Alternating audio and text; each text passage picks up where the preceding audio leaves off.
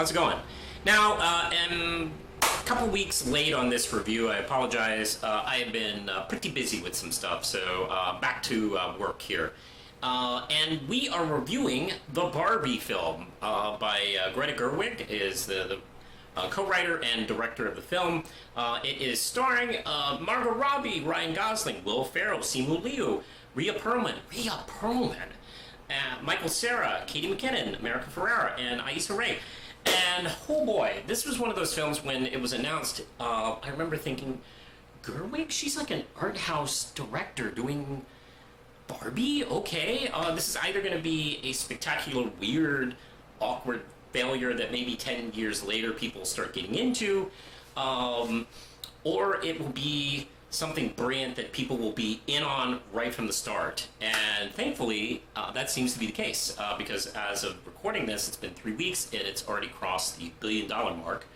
And I won't discuss the stupid right-wing culture war crap against the film. They knew when they were making this film that would push this.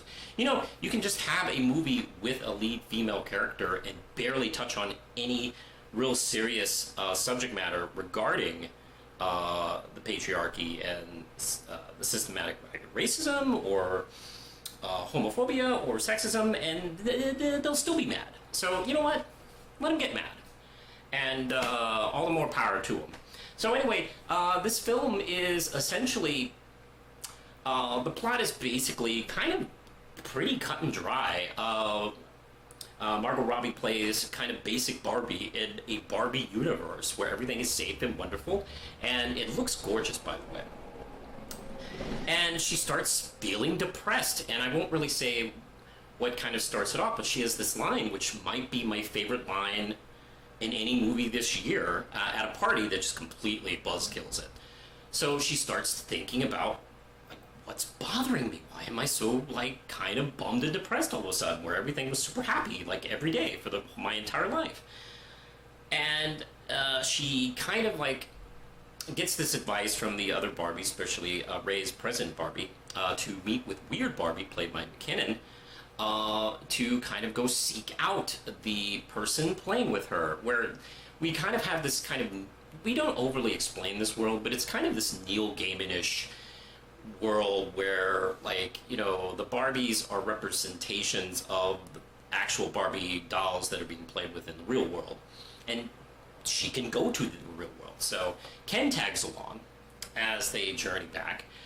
And essentially, they kind of are differently affected by the world, right? Where she is kind of depressed and brought down by how little women are really respected and how much power the patriarchy has over every kind of little thing. And Ken is empowered by it because the Kens at Barbie World really aren't that powerful. They're just kind of accessories. And that's where I'll kind of stop there. And that's the big twist as far as the story goes. And I gotta say, the good is, everything. You got a minute. The acting is excellent. The set design, the production design is gorgeous. Oh my god, they they went so far in on making this world look like the toy is just blown up and what that would look like. And, they don't try to cheat at all. It's the toys, play sets. My wife Lindsay recognized things here and there.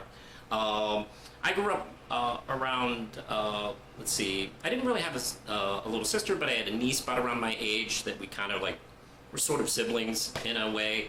And so I grew up around Barbie stuff too, so I recognize things here and there. And it's kind of impressive how hardcore they go on it.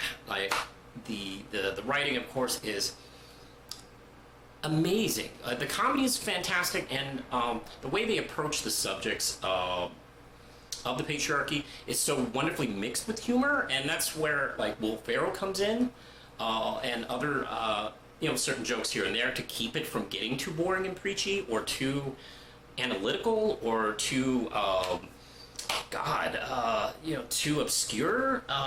It's so nicely balanced the way they approach subjects and offset it with humor or the adventure or just real human drama. good lord, this is really great. And I saw the 2001 Space Odyssey joke in the trailer and just assumed it was shot for the trailer. Didn't realize it was in the movie.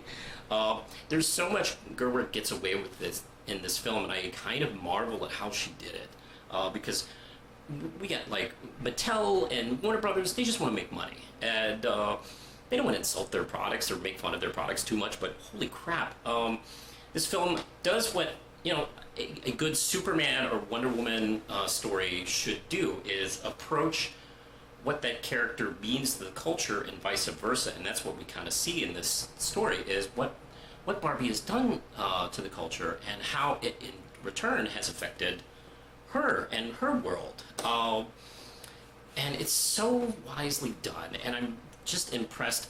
I really would love to hear how Gerwig pitched this to Mattel and Warner Brothers, because there are times where this feels like a parody of Barbie, where you can just see it's called like Stacy or Debbie or something like that, but they're talking about Barbie. But this is actually Barbie. This is the official thing, making fun of itself in this way. And damn, I have to say, it really kind of knocked out by it.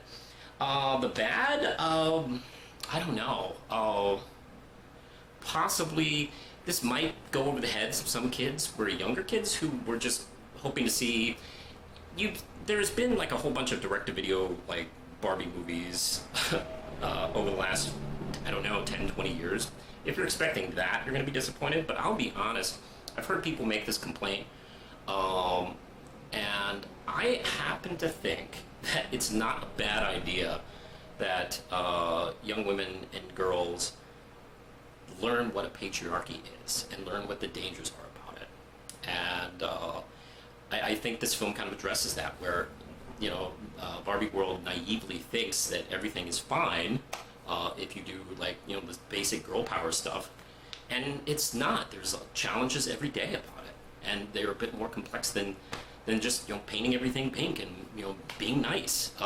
That's kind of amazing how they were able to do this with this film. I gotta say, I don't want to really blow some of the plot points for it, although you've probably already seen it anyway, but it'll still be very cool. I was very excited to see Rhea Perlman in this film, being an old Cheers fan and fan of hers, and she hasn't really been much, at least that I've seen, that's come across my radar, and wow, she is so good in this movie. And this film really knows how to do its world building and not to do it, just let things slide. We don't need a 20-minute explanation of how something works. It's not really that important to the story. America Ferrera is fantastic, by the way. I always enjoy her, and she is able to do this role that really does a lot of heavy lifting, and you don't really see how important she'll be in the movie until she really gets going with the film. And good lord, man, good stuff. Yeah, I got no complaints. I think this is kind of a brilliant masterwork that I don't know. I fear it's probably going to be Hollywood is going to learn the wrong lessons for this film, but I don't know. I'm very excited to see what Gerwig does next. I think she's kind of more than she's proven to me in the past with her past works, but I think she's 3 movies in a row. I think she's really, oh my god, just built and built and built. It's really impressive. So hey, that's what I thought. I thought it was pretty good. I'm going to give it 5 out of 5 Ram chips, and I recommend seeing it, frankly. See it while it's still in theaters as of this recording, but definitely check it out. Alright, I have changed my follower list, by the way, so you can find me on Blue Sky and Threads. I am still technically on Twitter, but, I'm soon to be an ex-Twitter user, so, take that as you will. But you can also find me on Instagram, Tumblr, and TikTok as well for my shorter videos, whenever I feel like making them. So, I think that's it. I'll be posting a new video in a couple days, so push the button, let's say.